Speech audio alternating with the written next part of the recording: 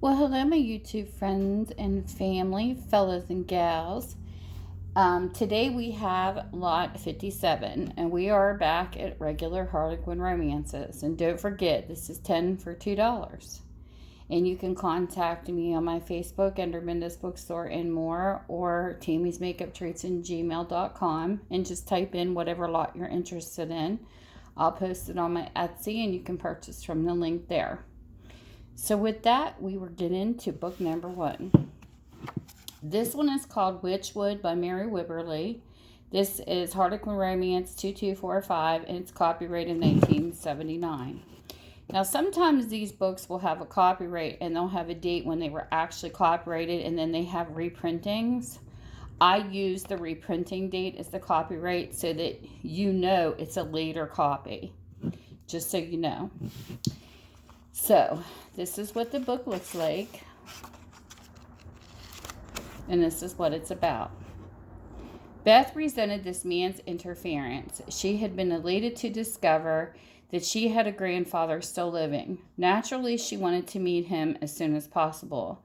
Unfortunately, she happened to meet Ryan Drago first, a longtime friend of her grandfather's, aware of the old man's precarious health. He was suspicious of Beth's motives. Then his suggestion left Beth speechless. There's one way you could go and be accepted and not upset him. You could go with me as my wife. So there's book 1. And I will show new bookcomers what I mean.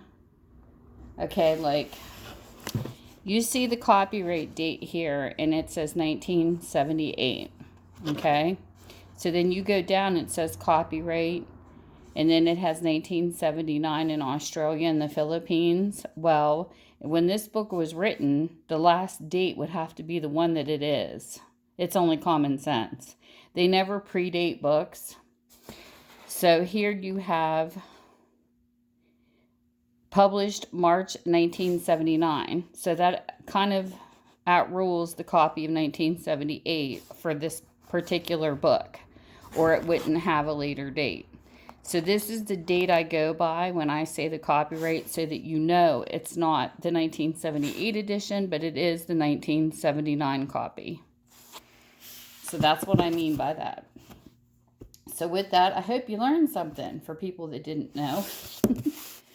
So book number 2 is The New Broom by Joyce Dingwell. It is Harlequin Romance 1981, and it is a 1976 copyright. It's got some rating in it. This is what the book looks like, and this is what it's about. Sophie felt strongly that her father should have been appointed headmaster of the APA school for girls, and she was furious when Grant Saxby not only got the job instead, but proceeded to turn the school co-ed. But what did Grant Saxby care about Sophie's feelings? So there's book number 2. Book number 3, we have The Eye of the Sun. This is by Dorothy Cork. It is Harlequin Romance 1978, and it is a 1976 copyright. It's got some rating in it too, where people look like they scratched out their names. This is what the book looks like. The Eye of the Sun. Derry had jumped at the chance of a trip to Egypt because it meant she would be able to see more of the man she had fallen in love with. But it also threw her into the company of the inscrutable Link Mitchell, and she didn't know what to make of him. So there's book number 3. Book number 4. This is The Post at Gundooee, I don't know, by Amanda Doyle. It's Harlequin Romance 1486, and is a 1971 copyright. This is what the book looks like. This is what it's about.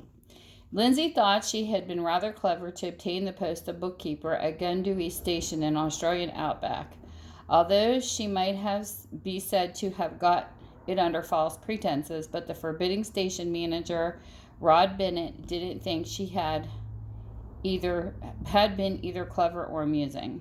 So it's either Gundooee or Gundooee. I don't know. I'm not Australian. Sorry if I mispronounced. So here we have book number 5. This is Lord of the Island, Harlequin Romance 2177 by Mary Wibberly. This is a 1978 copyright. This is what the book looks like. And then all the ratings in the back. I don't know what all that was. But anyways. See the Island of Dreams, they urged, and Sally Herrick recently arrived on another Indian Ocean island, was intrigued enough to go. It was a turning point in her life. Spoiled, rich, and used to having her own way, she came face to face with Luke Villes, a hard, calculating man seeking revenge for the harm she had thoughtlessly done his sister. His demanding that she marry him was madness, yet Sally soon discovered that she was in no position to refuse. So there's book number 5. All the books you read will have all the pages and everything. Sometimes I will sell books for a cheap rate during my live sales that might have some rips and stuff, only because crafters want to use the illustrations out of them, just so you know. But for my readers, I try not to sell you ripped books. I go through them all so that you get the story. A Land Called Deseret by Janet Dailey. This is a 1989 copyright, and this one has no number, even though it is a Harlequin romance, simply because they did a series just by this particular Harlequin romance author. So this is what the book looks like. The condition, this is what it's about. A romantic tour of America through 50 favorite Harlequin presents, each set in a different states, researched by Janet and her husband Bill, a journey of a lifetime in one cherished collection. Are you admiring the view? He asked. Yes, Lorraine agreed without turning. She didn't want Travis McCree to see the brightness of the unshed tears in her eyes. It's a vast, beautiful, the lie stuck in her throat. She couldn't find anything beautiful about this desolate country.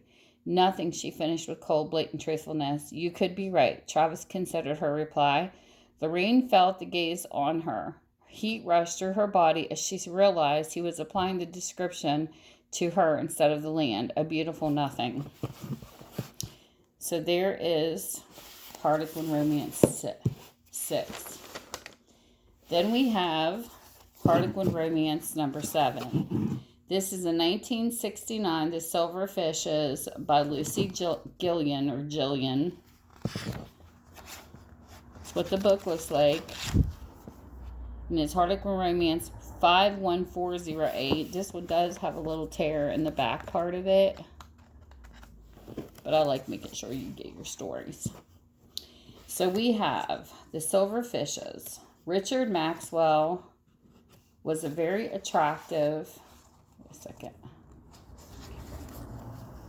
very experienced ladies' man, and Loine was determined not to go the way of all the other girls in his life, but could she manage to be that strong-minded? So there you go, book number 7. Book number 8. This one is called Autumn Song by Margaret Pargeter. I don't know how you say her last name. It is 1979 copyrighted. It's Harlequin Romance 2350. This is what the book looks like. It's pretty good condition for the age. This is what it's about. The trip was foolish right from the start. Tara Curtis, traveling to Greece, sincerely regretted that she promised her journalist brother, Jonathan, to help get a story on pop star Greg Golden. Greg was rumored to be a house guest of Damon Valgaris, a fascinating but forbidding Greek millionaire. When they met, Damon found the beautiful but innocent Tara intriguing, while she fell headlong in love with the ardent Greek, the most dangerous man she'd ever encountered. So there's book number 8. Then we have book number 9. This is called Early Harvest by Amanda Clark. It is a 1994 copyright. This is what the book looks like. This is what it's about. How does your garden grow? Rennie Tate wasn't contrary, but she was determined to turn a trash-filled inner-city lot into a lush garden. She had to convince Connor Blackstone, the lot's owner, that it was a good idea. Connor didn't care what Reddy did with the lot as long as she packed up her shovels and watering cans by fall, because he planned on building a parking garage then. Do-gooder and developer, man and woman, could they set aside their differences long enough to see the attraction growing between them? So there is book number 9. Book number 10, The Master of Craighill. This is a 1979 Harlequin Romance 28333 by Sheila Strutter. Sheila Strutt. It's got some writing right there. That's what the book looks like. This is what it's about. Would she ever be liked at Craighill? Fiona Montrose was as surprised as everyone else when she inherited the large estate of Craighill, and it was soon obvious that she was an intruder there. On her own, she cannot afford to run the estate, for the bulk of her uncle's fortune was left to his foster son, Ian Hamilton, and Ian had every reason to resent her. He had grown up fully expecting to inherit Craighill. Much as she wanted to stay, her future at her new Scottish home looked anything but promising. So there's book number 10. And I hope you guys are having a great time, whatever your time zone is. And I will see you soon. Bye. Thanks for visiting with me.